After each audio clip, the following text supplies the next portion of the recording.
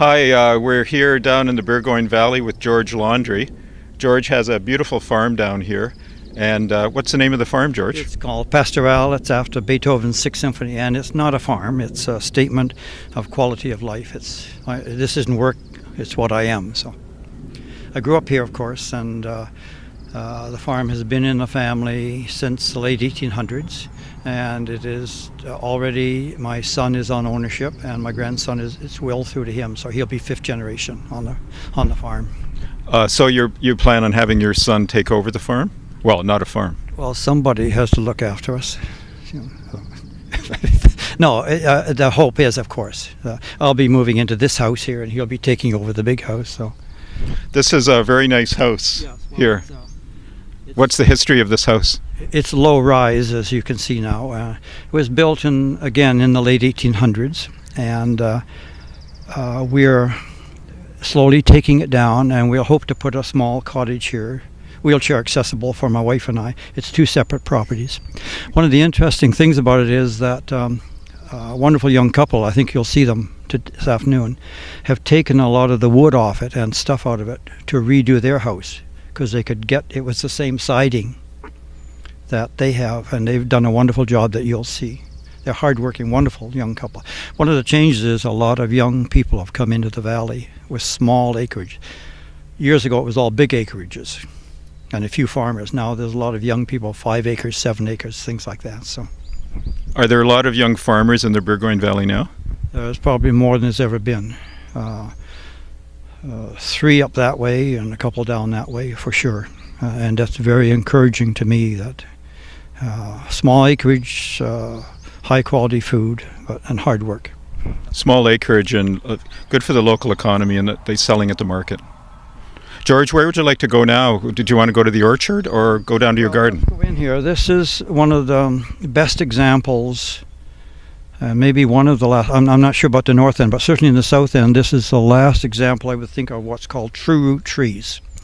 And you can see from the size of them that they were not grafted. These came from England, is my understanding. And my grandmother always said they came in potatoes, and I never knew what that meant. Okay, we'll go down there right now. When we came back for good in '95, retired here, the trees were about 50 feet high. You can see where he's cut them off. I had a guy in doing a 3-year project on the trees. But true root trees have to come from the original tree. They couldn't have brought a seedling over. So what they did was they did a process of layering, which I'm trying to repeat. I'm trying to create full-size trees again, which I'm having some success. And then they would cut it off below the layering process and wrap it in potatoes and ship it for a 3 or 4 month journey across to this country. That's what the potatoes meant, that what my grandmother was saying. I never knew what she meant. So, would you explain layering for us? Layering, you take a small branch like that, and you cut about a 3/4 inch gap around completely, so there's no outside part on the shelf, so no moisture can get from here to there. And then you pack that with stuff around it. I have a little kit from Lee Valley that does it, and seal it up. And the root at the top, a little branch about this high above, forces itself to send out roots to find water. The survival instinct, and it forms a new set of roots, and you cut that off, plant it in soil, and away she goes. So now you have a true tree. A true tree can only come from, say, a branch or something like that, because if you took a seed from this, you wouldn't get a true tree. So all of these are true root trees. How many trees do you have here? Oh, not very many, only a half a dozen or so, but that big tree over there, the one past the little house, it holds a record. It has 18 40-pound boxes 1 year. Amazing. Yeah. And so last year I had one of the 5th best crops I've ever had. And I used the Bill Ackerman approach to get that because of the caterpillars, as you know. I put in about 2 hours every morning. You can see it's one thing to get caterpillars off a small tree, but it's something else to get them off of these guys. So Bill Ackerman always used to say, if you get up in the morning and you work all day and you mind your own darn business, at the end of the day you'll have done something. That's great, George. So I try that. Maybe we could go and take a look at some of your garden. The point here is that this is not a commercial farm, commercial growing area. The primary aim is to grow food for ourselves and to give it away to people who can use food. So we have 4 freezers, several different storage rooms. I'll show you some of them. And so we can grow most of our food over the course of a year. Let's go look at that garden. We look at gardening as there are 5 growing seasons on Salt Spring. There's a normal 4, and then there's what we call the 5th season gardening, and that's the period of time from April into May when the winter garden is just dying and the spring gardens haven't come up yet. So I have a special garden for what's called 5th season, and it's producing a tremendous amount of stuff now. This garden is the first garden I can get on. It's just a small one, but I have early potatoes there and onions already up, as you can see, and stuff like that. And over here on these tires, can we look at that? Can we get a picture of the tires? This is actually the thing to do is to yell at us.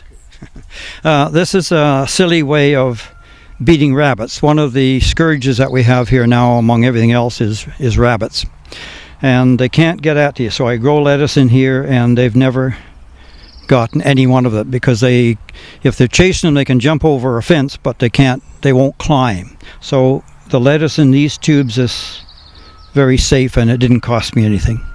Do you put these tires on your car when you have to go into town? Sometimes, yes. It's remember, this is a low energy farm, and it may strike some people as being kind of messy and that, but I do most of the work by hand, very little tractor work. So I dig this garden by hand, and it's a low energy. I know you have a lot of problems with rabbits here. Yeah, I find them a new home. I catch some, and then I take them up to the north end and release them. Normally pretty close to Malcolm Bond's place, because Malcolm is a veterinarian, and he'll find them a good home. So I'm sure Malcolm will take care of them there. I have a friend up the road who loves eating them, so they go up there. Okay, so we'll move on to the orchards. Is that okay? So before we go to look at the other orchard, we wanted to look at this garden plot. George, this fence is beautiful. How old is it? Well, I built it. Every rail and log on this property I've cut and split and put it there. If my grandmother could do it, I could do it. So this fence is quite a famous fence, and it's in the Museum of Fences in Claremont, Ontario. When I was growing up, of course, it's hard for people to understand that adults knew more than kids. There was a time when that was true. And old farmers would tease us young kids, us little nosepickers running around, and would say, if you guys knew anything, you'd build a straight snake fence. And then they'd laugh like the dickens, you see. So when I came home in '95 for good, I designed a straight snake fence. And a friend who was a biologist was out here and took a picture back to Claremont, Ontario with Edgemont Peg. And I have a picture of him sitting there with his 2-foot model of this fence in the museum. So it's one of the more famous fences in Canada. You're right. Usually these fences go on a bit of a zig and a zag, and this is a much more efficient. Yeah. And it's not more efficient, but I get even with those guys. Okay, thanks, George. I wanted to ask you about the tent caterpillars. As we all know, they were very severe last year. This year, of course, not so. Anything anyone should be doing now about tent caterpillars? Well, the best thing in the world is to get on your trees and start taking the fuzz off. Here, which is later than most places now, they're just starting to form little fuzz. But there's not anything like last year, because I put in a couple hours a day, every day for a few weeks, and I got a lot of the caterpillars completely off my trees last year, so they won't be, I don't expect the same. I see a very small number, but physically get out there.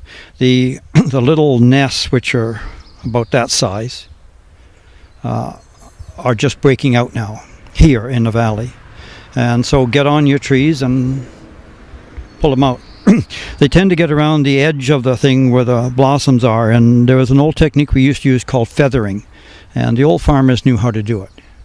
And you have to very carefully take it so you don't destroy the buds at the end, because then you lose your apples. So the thing is to get out there and be doing something right now. You're an organic farmer, so you try and do all those things by hand at removing all the tent caterpillars? Yes, I do. Yeah, I don't cutting them off. A saw. Saw is a machine. Thanks. Okay. We're just getting close to the end of our interview with George. And George, perhaps briefly you could just point out this area to us. My big summer garden, my main summer garden. It's in 8 units, along what Elliot Coleman would recommend. The wooden things you see, you can't see them there, I guess, but I grow lettuce and that in there, and the rabbits can't get them. They won't climb over that. And up into that area is a 5th season garden, and it's blooming now. Wonderful kale and stuff like that there. You see some chairs over here, and sometimes this is automatic watering. That's one of the luxuries I have. And sometimes I'll sit in these chairs behind me in late afternoon with a glass of wine and realize that the garden is watering itself. So this is the nice area. And this all of the gardens that I have are sequential. So the one that you saw by the old house will be finished soon.